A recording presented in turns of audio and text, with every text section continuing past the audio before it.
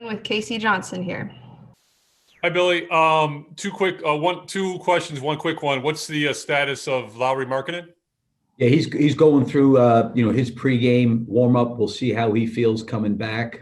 He's made some progress from the day of the game. He's gotten better, but with it being a back-to-back and not practicing yesterday, we'll just see how he's feeling after warming up. Okay, thanks for that. And then I don't know what your personal philosophy is on the league's last 2-minute reports. If you like knowing, don't like knowing, but you kind of called that 5-second violation in your post-game comments Sunday. So did you have any reaction when the league confirmed that the Warriors took too long to inbound that possession? Yeah, I mean, listen, I think it's a very, very difficult situation to put the officials in, like that. There's going to be missed calls. There's things, as coaches you want back, as players you want back. And I get the transparency piece, and I get the part of trying to be open and honest. It's unfortunate. I actually thought we guarded the play fairly well. And I think I said after the game when Sato kind of jumped, his man was able to kind of get a step on him. But it's going to happen. I've been on both sides of it, where we've been fortunate enough to win a game and been on the side of it, obviously, the night where you lose a game. But, I think we got to look at the stuff that we can control. We turned the ball over 24 times. We had an opportunity to get, a couple of defensive rebounds late. We didn't. So, I understand, what the league's trying to do, but I think more so we got to focus on what we need to do. Thanks, Billy. Yep. Joe Cowley. Billy, how you doing? I'm good, Joe. How are you? Good.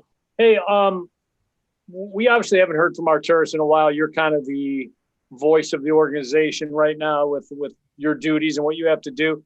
What has the dialogue been with him and Mark as far as what they're seeing? I know it's only 3 games and a small sample size, but I mean, are you guys all on the same page as far as what you're seeing out there as far as evaluation and what the players are showing you guys? I think so. We obviously have dialogue after practices, after games and stuff. And, I think in, the first 2 games, as we've talked about, I think we're all on the same page about the competitiveness and being better, in that area. I thought we were in the game against Golden State. Obviously that was a tough loss the other night because we certainly had every opportunity to win the game. We really, to be honest with you, haven't gotten into great detail about each specific individual player. I mean, I'm trying to help the team as best I can as a coach. I'm sure that Mark and Arturas are evaluating these games, evaluating the personnel, evaluating myself, evaluating everything. I'm always open, to discussion or dialogue and suggestions. So, I'll frequently ask him, anything you're seeing, rotation wise, things that maybe we can make some changes, do better. And, he's been great. We've had discussions, but there's been no direction of hey, you got to do this, you got to do that. I think he's letting me, coach the team and try to make those decisions what's best. But certainly I respect him and Mark and everybody in the front office, Pat and JJ, they're basketball people, and you want to obviously have those kind of conversations. I think they're always helpful. We're in it emotionally as coaches. I think from a front office standpoint, when they're actually a little bit away from it and watching, I think sometimes they can give you good insight or good thought, but it's not like I've gotten a lot of dialogue about each individual player. I think we'll want to see, it is so early in the season, want to see probably a lot more, to be honest with you. And a quick follow-up to that are you a guy that says, hey, obviously this season's 10 games less on paper, it could even be more than that. Are you a guy that says, hey, 40 games in, we are what we are. And we either have to swim with this roster or sink with this roster, or is it fluid and different considering the different rosters you've had? I think it's a fair question from the perspective of, there's a lot of kind of moving parts right now. There's a new coaching staff, probably been some change, defensively, probably been some change offensively, probably got some guys that maybe are in some different roles. I think that it's a lot for those guys to absorb. I think you look at the shortened training camp, you look at the fact that we got to playing pretty quickly. I think we're asking guys to do things that maybe they had not done in the past. And that also takes a little bit of time. To your point, I think you start getting 40, 45, 50 games into the season. I think you really start to see, okay, this is who we're going to end up being, and this is who we are. I don't think we're at that point yet, and maybe even a year is an unfair length of time for that. But like I said earlier, these guys have been great to work with. They've worked hard. I think that because we are young, I don't think that can be an excuse, but I do think they need to learn, how to, do things that are not going to be quote unquote self-inflicted wounds in games, like the 24 turnovers, not rebounding the ball. There's things that we have control over that we can do a better job of. And I think the more and more these guys are in this situation, I think we'll find out more and more about, our group. Thanks, Billy. Thank you.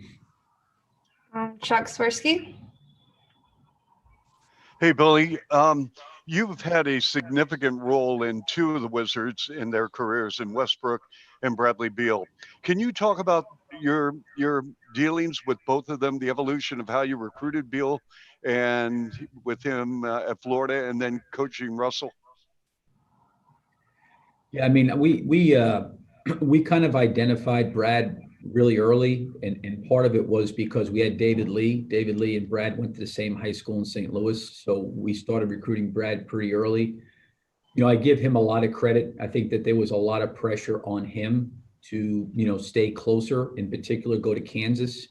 And I think a lot of people in that part of the country probably wanted to see that happen. I give Brad a lot of credit because that's, generally hard to overcome, but he was kind of his own man, in the decision and what he wanted to do. And, certainly happy that we signed him. It was interesting. He was a pre-med major in college. He also, I think I was pretty confident that he was going to be a top 5 pick. I still think he went back and forth about whether or not he should come back and try to mature and grow and even work closer to a degree and maybe consider coming back from his sophomore year. He obviously made the right decision. He's a great guy, really good team guy, has a real clear understanding of what goes into winning. And I think he'll always be a guy that's going to have a great impact in your locker room.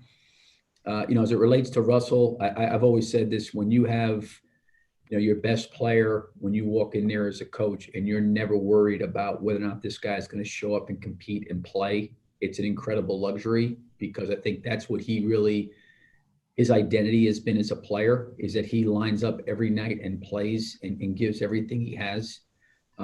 He's a guy that will play through injuries, he'll play through pain, he'll play through difficulties.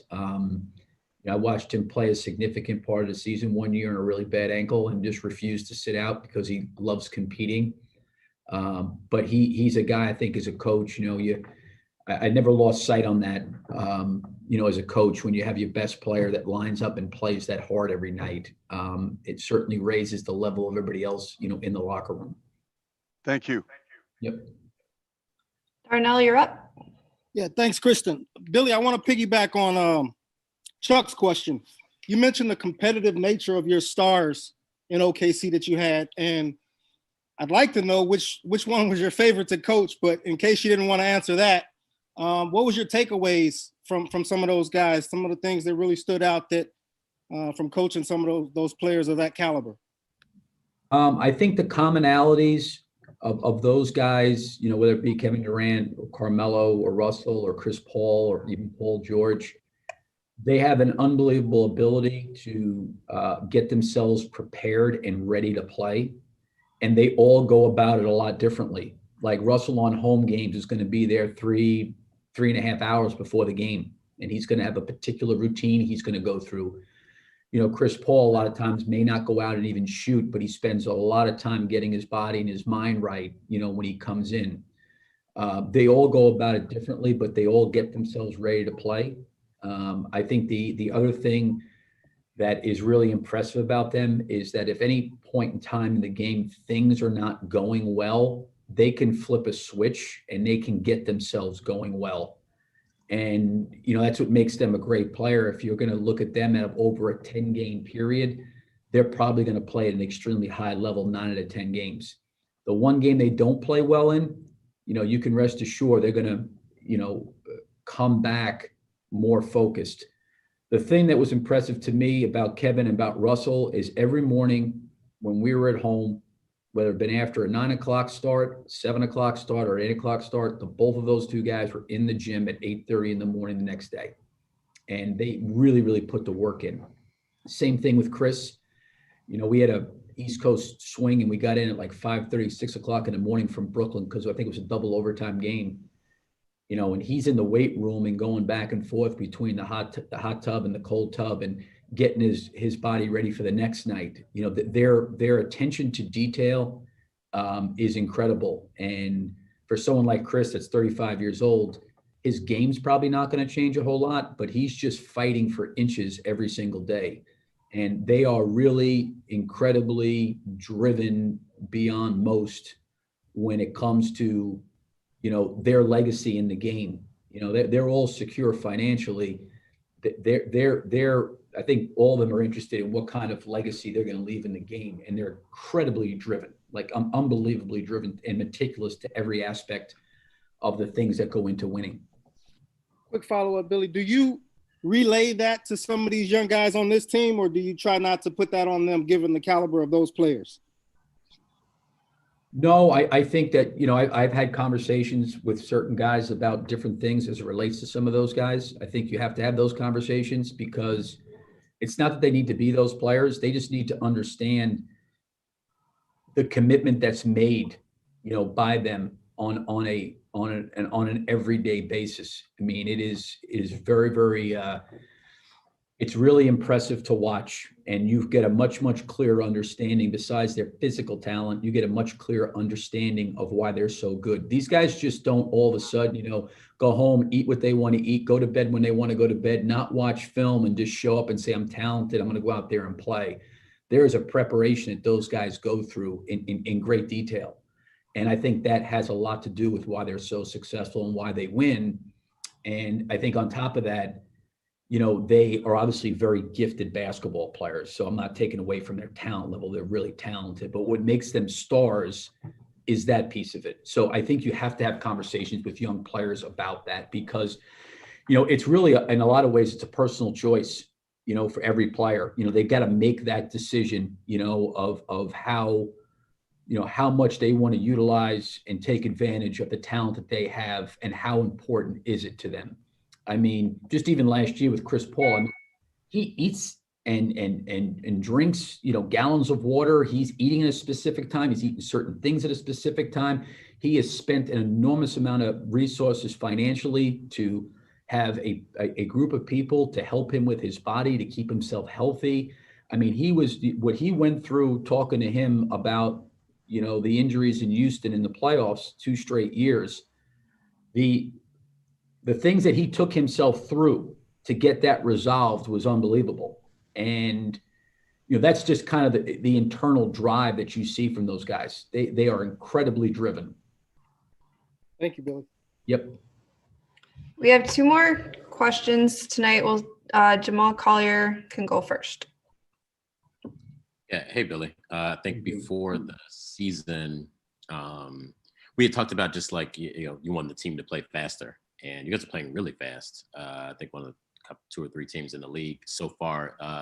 Is that what you had in mind? Is that maybe you want to slow down a little bit more? Just kind of what you thought about the pace you guys have played at this season? I think it's been good. I mean, we got to play fast to try to generate some easy baskets. I think that's a way for us to attack the paint and attack the rim. I think on made baskets, being organized and getting down the floor into spots quickly, so we're not up against the clock and we're not, initiating offense with, 17 or 18 seconds, but maybe we're initiating offense at, 20, 21. So I want us to play fast. I think we've done a pretty good job of that. I think we can get better. Some of the playing fast may be contributing to some of the turnovers, but, like right now, the biggest thing for me is I think in 3 games, we have 37 live ball turnovers, and that's by far the most in the league. Now some of it is like we had 3 in a row against, Golden States where they kind of 2-2-1 pressed a little bit against us. And it was just one-on-one and we lost the ball. I mean, that really wasn't from playing fast. Now, do some of the turnovers come from that? Possibly, but we've had way, way too many live ball turnovers, really not even in pressurized situations where we got to be able to initiate offense a little bit better than that. Thanks. Thank you. And last question from Glenn Consor. Bill, how are you? Hey, Glenn, how are you? I am fine, thanks. Bill, coming in as with the new coaching, you kind of touched upon this, but in a kind of shortened, like at the blink of an eye, where all of a sudden we're back playing. You're coming in. You got a whole new system. There's a lot of teams in the NBA that have a lot of new players. Given that fact, I mean, how difficult has it been for you and your coaching staff to just come in with such a quick preseason, not a lot of preseason games, not a lot of practice time, to kind of get your team to play the way they want to play? Yeah, I think it's a good question, Glenn. I think that certainly it's not in favor of us. No question. I think the teams that probably most benefit from what we're going through is have a continuity, have togetherness, have been together for a while, and they know each other. That's always the teams that are going to have advantages. I think the fact that our staff's new, we're working with the players for the first time, they're working with us. There's going to be that period of time you're talking about. I mean, it's down, it is, but I mean, everybody's dealing with it in one form or another. But yeah, I mean, we just got to keep on working to get better. And again, I've said this earlier, we're not I'm not using this as an excuse, but like we're really, really young. There's a lot these guys have to learn about what really goes into it, in terms of the winning and the competing. Like every opportunity, for Patrick, Williams right now he's got to really learn from these things, of how he responds and, how our team responds. And I do think when you do lose, that can become habitual too. And we've got to get to a place where we competitively fight first and foremost. And then to your point, there'll be execution things that maybe we can continue to work on throughout the course of the season. But with this group being young and new and the pandemic and everything else, yeah, I mean, it's certainly a lot of challenges for us. But you know what? There's challenges for other teams too. Thank you. Yep. Thank you. Thanks, everyone. That's it for tonight. Thanks, Billy. Thank you. Appreciate Thanks, it. Billy. Thanks, Kristen.